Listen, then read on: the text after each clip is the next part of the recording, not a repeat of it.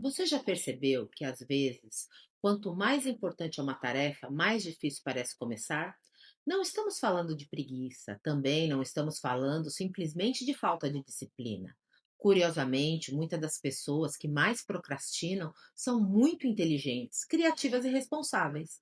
Então surge a pergunta: por que justamente aquilo que mais desejamos realizar parece despertar tanta resistência?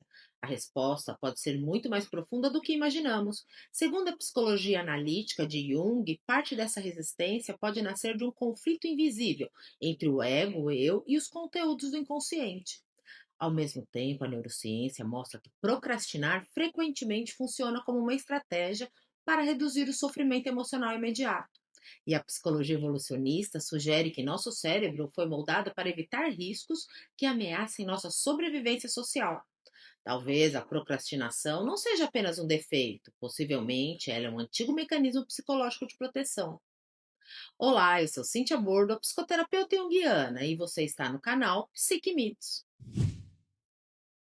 Existe uma crença extremamente difundida: quem procrastina é preguiçoso. Essa explicação parece intuitiva, mas encontra pouco respaldo na literatura científica. Estudos conduzidos por pesquisadores como Timothy Mitchell demonstram que procrastinação está muito mais relacionada à regulação emocional do que à administração do tempo. Em outras palavras, não adiamos tarefas porque não queremos organizá-las. Adiamos porque determinadas tarefas despertam emoções difíceis, como ansiedade, vergonha, autocrítica, medo ou perfeccionismo. Quanto maior a carga emocional, maior a tendência de adiamento. Sob essa perspectiva, procrastinar torna-se um alívio temporário. O problema é que esse alívio produz um círculo vicioso. Ao evitar a tarefa, a ansiedade diminui momentaneamente, mas depois retorna ainda mais intensa. Jung nos oferece uma contribuição fascinante. Para o ego, criar nunca é um ato neutro. Criar significa colocar algo profundamente pessoal diante do julgamento do mundo. Escrever um livro, produzir um vídeo, pintar um quadro ou abrir uma empresa.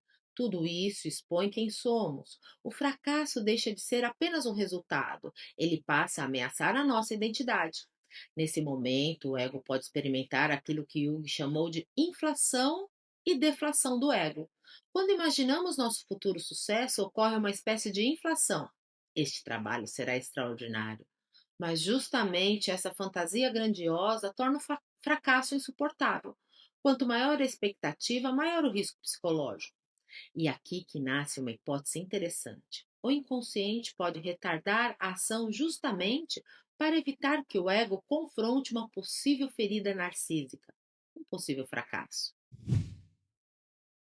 Na linguagem junguiana, aquilo que recusamos reconhecer costuma ir para a sombra. Poucas coisas são tão difíceis quanto admitir. Talvez eu não seja tão bom quanto gostaria. Esse pensamento ameaça diretamente a autoimagem, então a psique encontra uma solução engenhosa. Ela impede que o teste aconteça. Enquanto o projeto permanecer inacabado, não existe fracasso definitivo, existe apenas potencial. É muito menos doloroso acreditar: eu teria conseguido se tivesse tentado, do que descobrir: eu tentei e não consegui. A procrastinação preserva a fantasia, mas cobra um preço altíssimo. Ela interrompe o processo de individuação, porque o self, ele exige realidade. Agora entramos em um terreno extremamente interessante. Do ponto de vista evolucionista, nossos ancestrais viviam em pequenos grupos. Ser rejeitado pelo grupo podia significar a morte.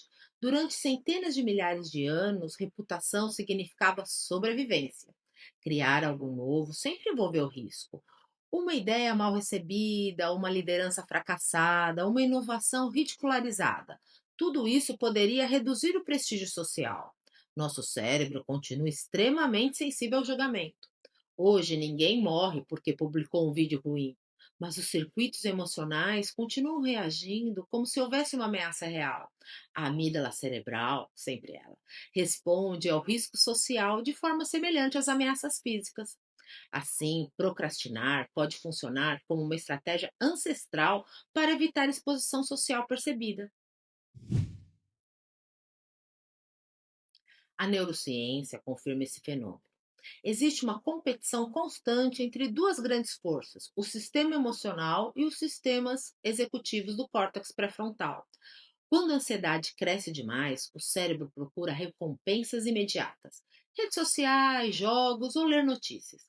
Qualquer atividade que produza a sensação de produtividade sem enfrentar o verdadeiro desafio. É por isso que tantas pessoas passam horas preparando-se para começar. Na realidade, estão regulando emoções e não organizando tarefas. Todo o mito do herói começa da mesma maneira. Existe um chamado, mas antes da jornada aparece a recusa.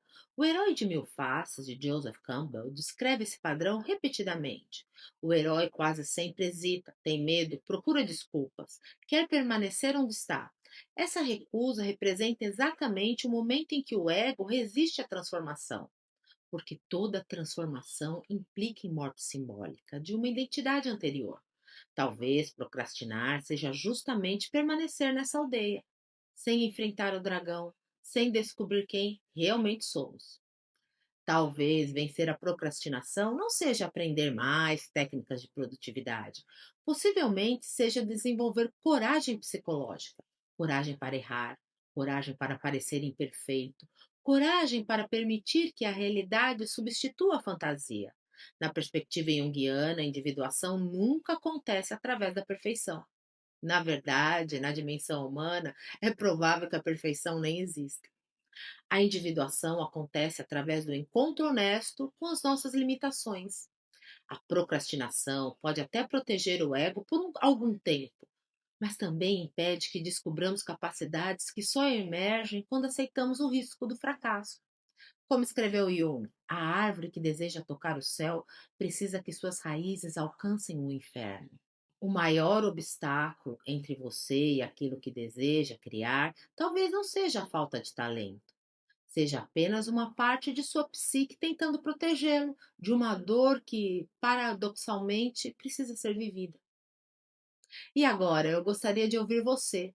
Existe algum projeto que você tenha adiado há meses ou há anos? Na sua percepção, o que realmente está impedindo você de começar? Compartilhe sua experiência nos comentários. Sua reflexão pode ajudar outras pessoas que enfrentam o mesmo desafio.